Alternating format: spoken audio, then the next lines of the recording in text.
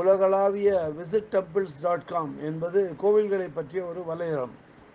இன்னைக்கு நான் உங்களை பாண்டிச்சேரி அருகாமையில், ஆனால் தமிழ்நாட்டுக்குள்ளே தான் இருக்குது, திண்டிவனம் தாலுகாவில் அமைந்திருக்கிற கிளியனூர் அப்படிங்கிற இடத்துல இருக்கிற அகஸ்தீஸ்வரர் கோயிலை பற்றி சொல்ல போகிறேன்.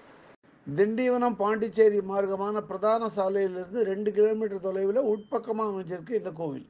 இந்த கோவிலோட மூலவர் பேர் ஸ்ரீ அகஸ்தீஸ்வரர். அம்பாளோட பேர் அகிலாண்டேஸ்வரி அம்பாள். இந்த கோயிலில் அகிலாண்டேஸ்வரி அம்பாள் தனி சன்னதியில் பக்தர்களுக்கு காட்சி தரா. அதே மாதிரி இங்கே அகிலாண்டேஸ்வரி அம்பாளுக்கு நந்தி வாகனம் தான், சிம்ம வாகனம் கிடையாது. இந்த கோயில் சுமார் 1500 வருஷங்களுக்கு முன்னாடி சோழ மன்னர்களால் கட்டப்பட்டது. இந்த கோவிலை பற்றி மிக உயர்வாக திருஞான சம்பந்தர் பாசுரங்கள் பாடியுள்ளார். அதே மாதிரி இந்த கோயிலுக்கு அகத்திய மாமுனிகள் வழிபட்டு சிவலிங்கத்தை பிரதிஷ்டை பண்ணதா ஒரு நம்பிக்கை இருக்கு. அகஸ்தியர் நமஸ்காரம் பண்ணி பிரதிஷ்டை பண்ணி சிவலிங்கம் அப்படிங்கிறதுனால தான் இந்த கோயிலுக்கே அகஸ்தீஸ்வரர் கோயில் அப்படின்னு பேர் இருக்கிறதாவும் சொல்றான். இந்த கோயிலில் இருக்கிற சிவலிங்கம் சுயம்பு மூர்த்தி அப்படின்னு சொல்றான். இது 276 தேவார பாடல் பெற்ற ஸ்தலத்தில் ஒரு ஸ்தலமாகும்.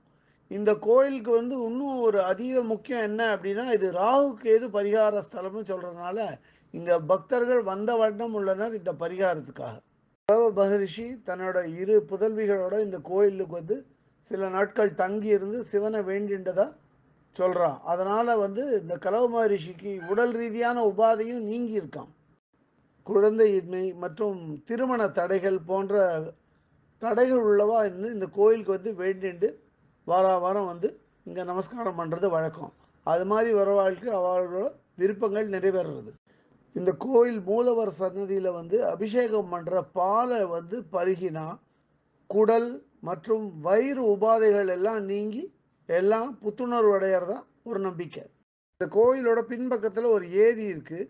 அந்த ஏரியை அடுத்து ஒரு புண்ணிய தீர்த்தமும் அதற்கடுத்து ஒரு மயானம் சுடுகாடும் இருக்குது. இந்த புண்ணிய தீர்த்தத்தையும் மயானத்தையும் இந்த அகஸ்தீஸ்வரர் தான் பாதுகாக்கிறதா நம்பப்படுறது. புண்ணிய தீர்த்தத்தையும் மயானத்தையும் ஒரு சேர அகஸ்தீஸ்வரர் பாதுகாக்கிறதுனால இவர் காசி விஸ்வநாதனுக்கு நிகரானவராக கருதப்படுறார்.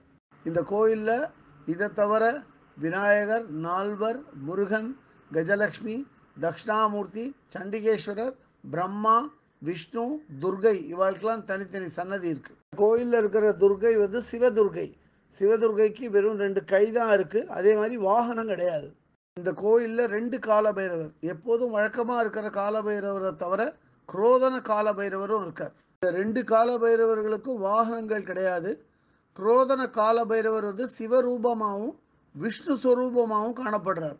இவர் கையில் சங்கு, சக்கரம், சிவலிங்கம் இவை 3மே இருக்கும். வழக்கம் போல் நவகிரகத்துக்கு தனி சன்னதி இருக்குது. இங்கே இருக்கிற புஷ்கரணி பேர் அக்னி தீர்த்தம். அதே மாதிரி ஸ்தல விருட்சம் வன்னிய மரமாகும். சிவராத்திரி, திருவாதிரை இது மாதிரி விசேஷங்கள் இந்த கோயிலில் ரொம்ப சிறப்பாக கொண்டாடப்படுறது. கோயில் பூஜை பண்ணுற அர்ச்சகரோட பேர் ஹரிஹர குருக்கள். இதுவரை இந்த காணொளியை கண்டு மகிழ்ந்த பக்தர்களுக்கு visitTemples.com எனும் வலைதளம் சார்பாக ராகவாச்சாரியின் நன்றிகள்.